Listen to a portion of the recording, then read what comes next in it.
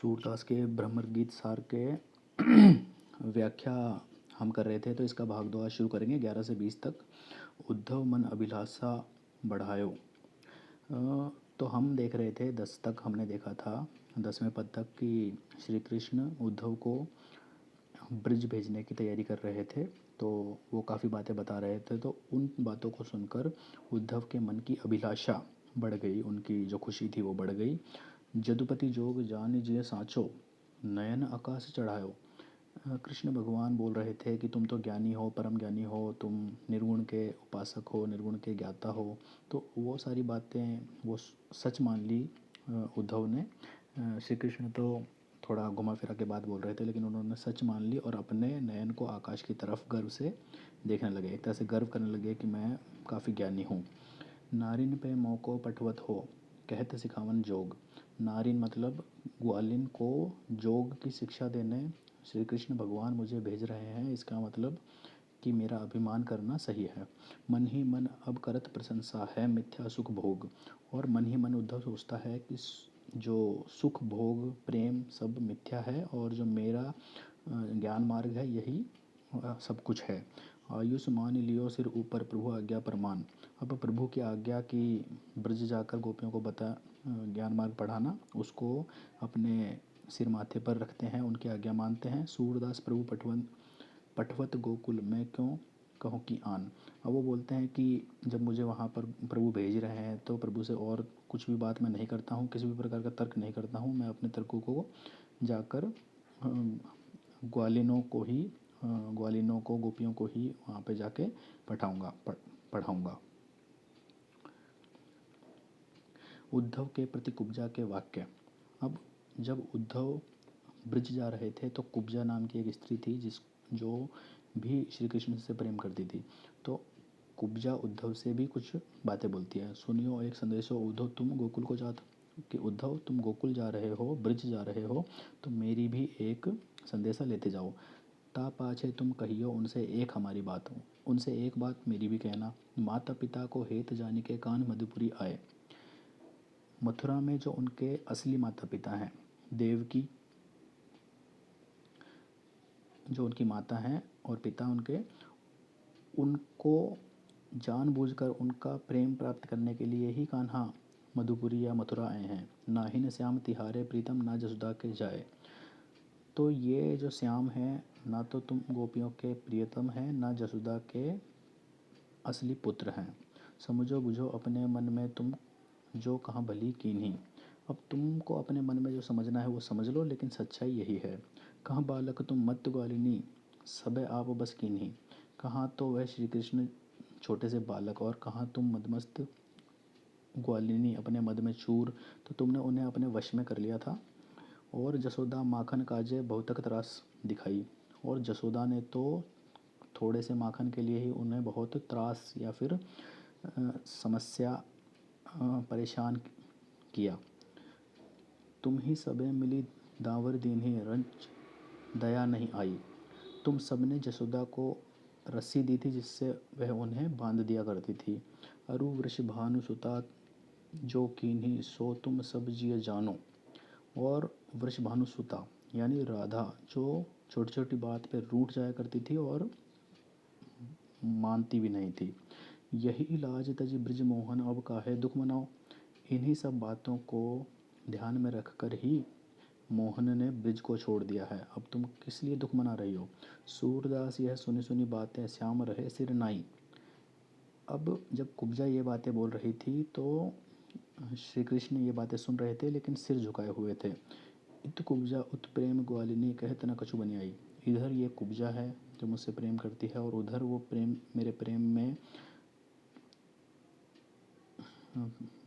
में व्याकुल ग्वालिनी है। तो इन दोनों की कोई कुछ बोलता है, कोई कुछ बोलता है, तो मुझसे तो कुछ भी नहीं कहा जाता। ऐसा श्री कृष्ण ऐसी दुविधा में फंस गए हैं कुब्जा की बातें सुनकर।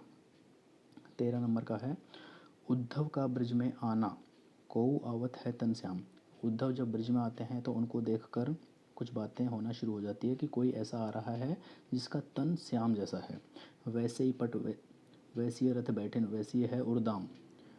उनके वस्त्र वैसे ही हैं, रथ पर भी वो वैसे ही बैठते हैं और उनका हाव भाव तौर तरीका वैसा ही है। जैसी हुती उठी तैसी है, दौरी छांडी सकल ग्रह काम। तो इन बातों को सुनकर जिस अवस्था में ग्वालिनी थी, अपने घर का सारा काम छोड़कर उसी अवस्था में दौड़ती हुई चली आई। रोम पुलक गदगद भई तिहि क्षण, सोची अंग अभिराम। उनका रोम प्रसन्न हो गए, गदगद हो गई और ये सब सोच के उसी क्षण उठ के भाग आई और उनका अंग अंग सुंदर हो गया ये बात सुनकर।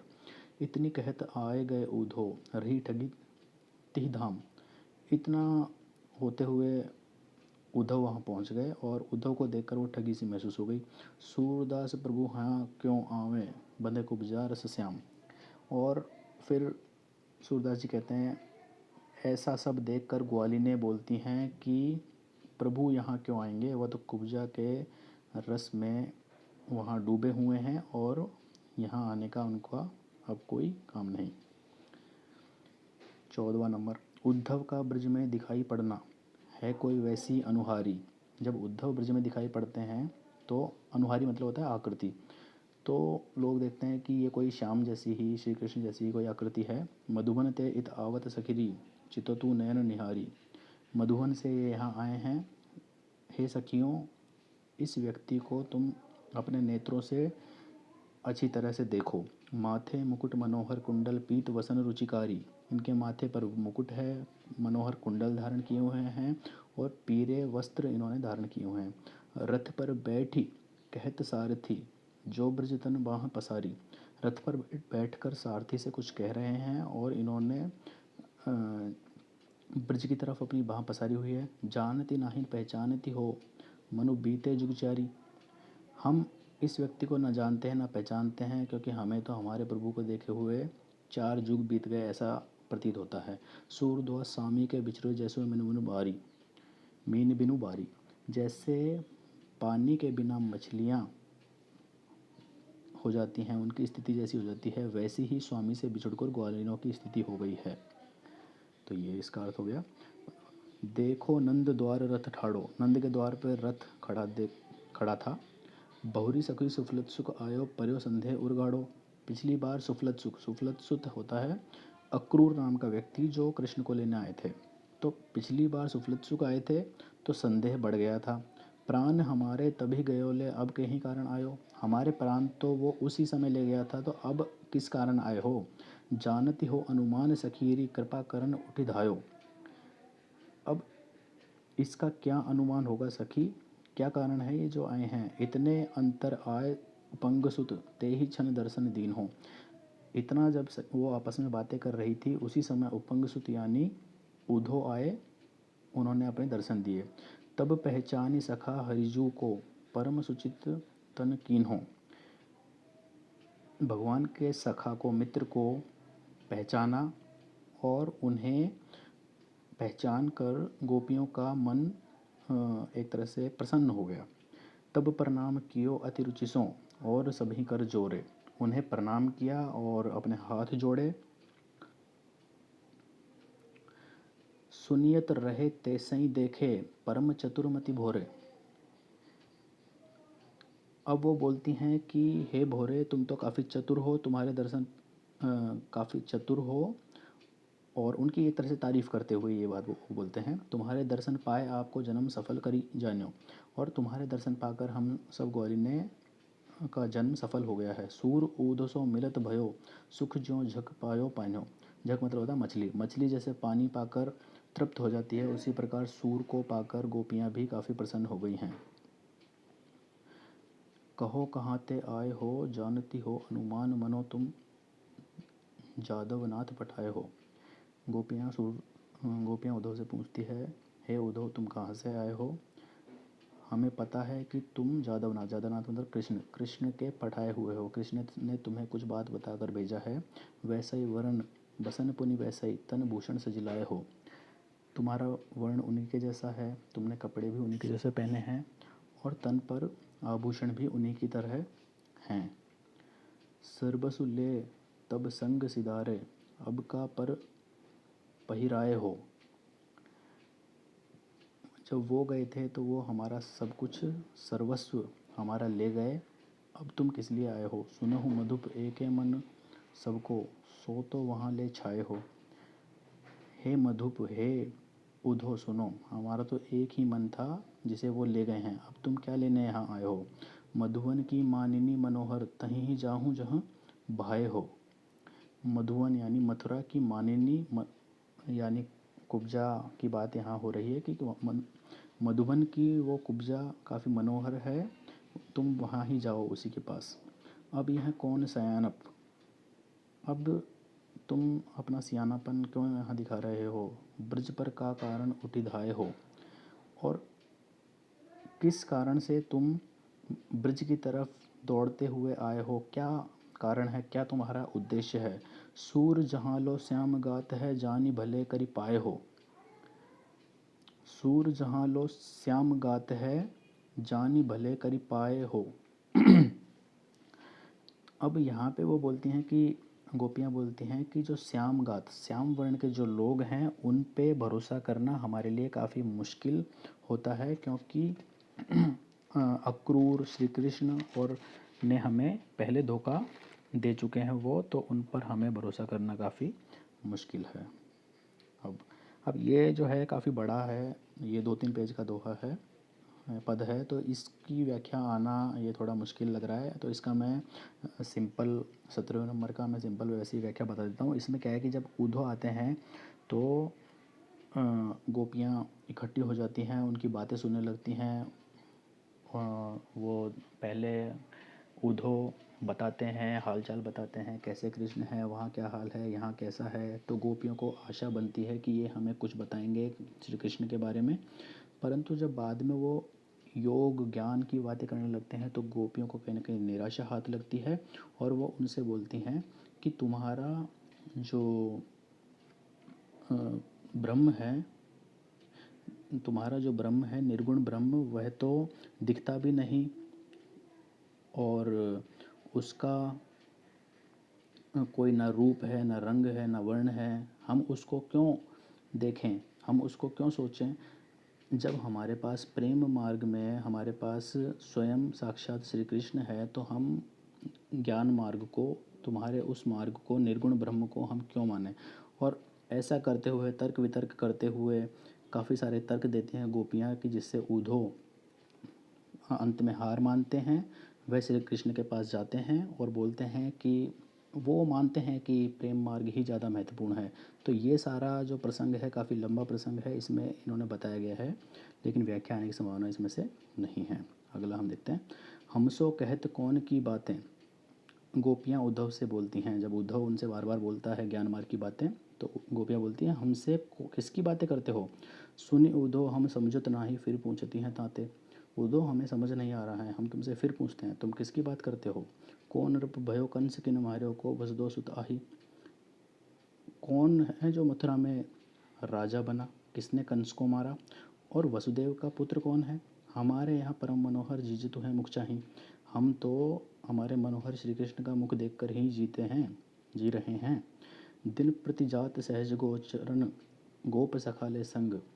वो श्री कृष्ण जो हर दिन अपने सहचर गोचर सहचरों के साथ गोचारण, गायों को चराने जाते हैं, और बासरगत रजनी मुख आवत, करत नयन गति पंग।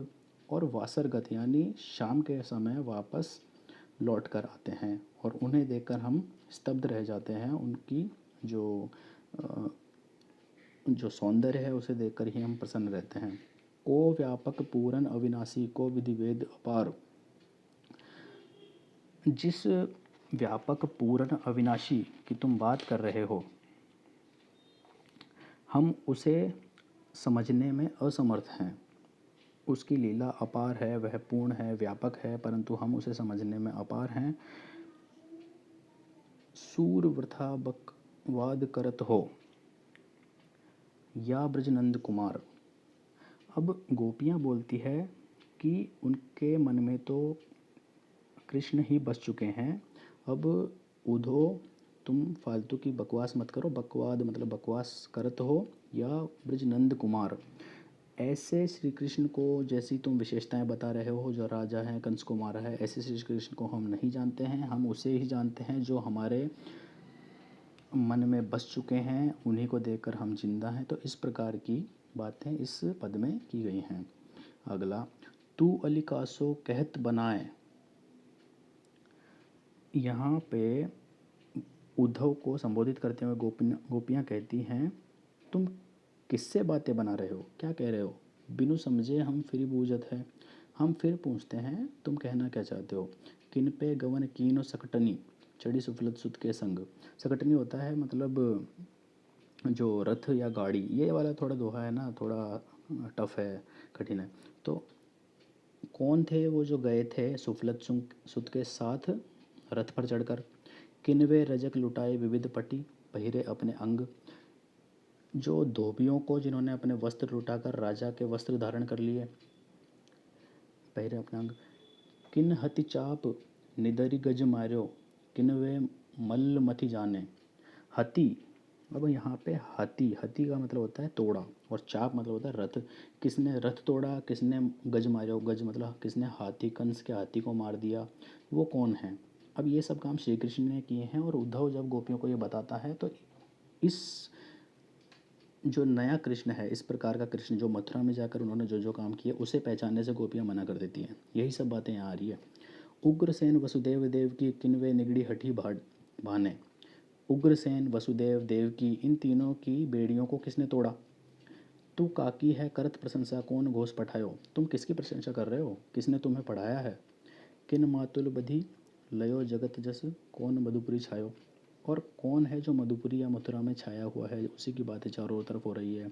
माथे मोर मुकुट बन गुंजा मुख मुरली धुनि बाजे। जिसके माथे पर मुकुट विराजता है और जिसके मुख पर मुरली की धुन बजती है, सूरदास जसोदानंदन गोकुल कह विराजे। हम तो हमारे जसोदानंदन के गोकुल में तो इसी प्रकार का जो कृष्ण है वही विराजमान है, जिसके माथे पर मुकुट सजा है और जो मुरली की आवाज़ निकालता है अपने मुख से। और ऊपर जो विशेषताएं तुमने बताई हैं, ऐसे कृष्ण को हम नहीं जानते हैं। हमारा कृष्ण तो हमारे मन में बसा हुआ है। तो कुल मिलाकर यहाँ पर जो इसका सार है वो ये है कि श्री कृष्ण के रंग में गोपियाँ रंगी हुई है, इस प्रकार रंगी हुई हैं कि उद्धव के ज्ञान मार्ग का रंग उन पर नहीं चढ़ पा रहा है।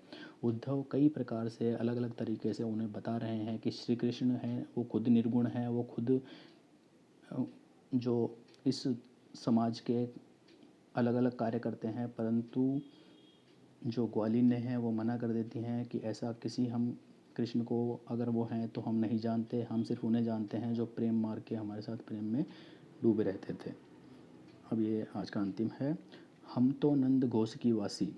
ग्वालिनी बोलती हैं नंद घोष, नंद घोष मतलब हम तो गोकुल की वासिनी हैं, नाम गोपाल है, जाति कुल गोपाल गोप है, गोप गोपाल उपासी, और गोप गोपाल की ही हम उपासिनी हैं। गिरवरधारी गोधनचारी वृंदावन अभिलाषी।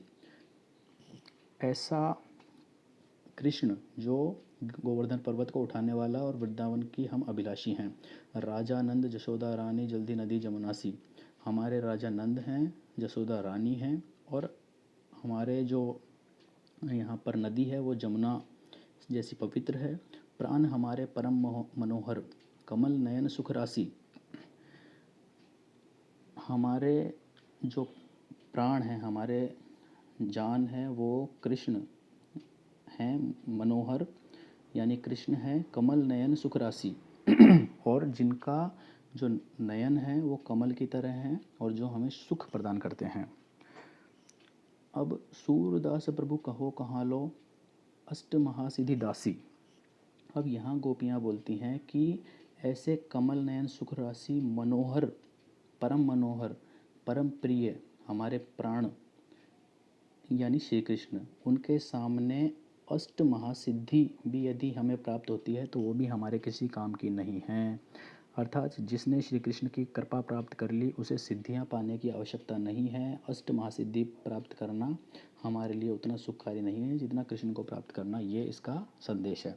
तो हमने देखा कि 11 से 20 तक उद्धव ब्रिज आते हैं और कृष्ण की अलग अलग तरीके से व्याख्या करती हैं, परंतु गोपियाँ अपने तर्क पर अडिग हैं। वो अपने प्रेम मार्ग पर, अपने प्रेम का जो उनका समझ है उसी पर वो कायम है, और उद्धव उन्हें ज्ञान मार्ग, योग मार्ग को सिखाने की कोशिश करता है, और इन्हीं जो बातों पे जो वाद विवाद होता है वही इनके माध्यम से अलग अलग तरीके से दिखाया गया है। तो अभी इस व्याख्या में इतना ही है। धन्यवाद।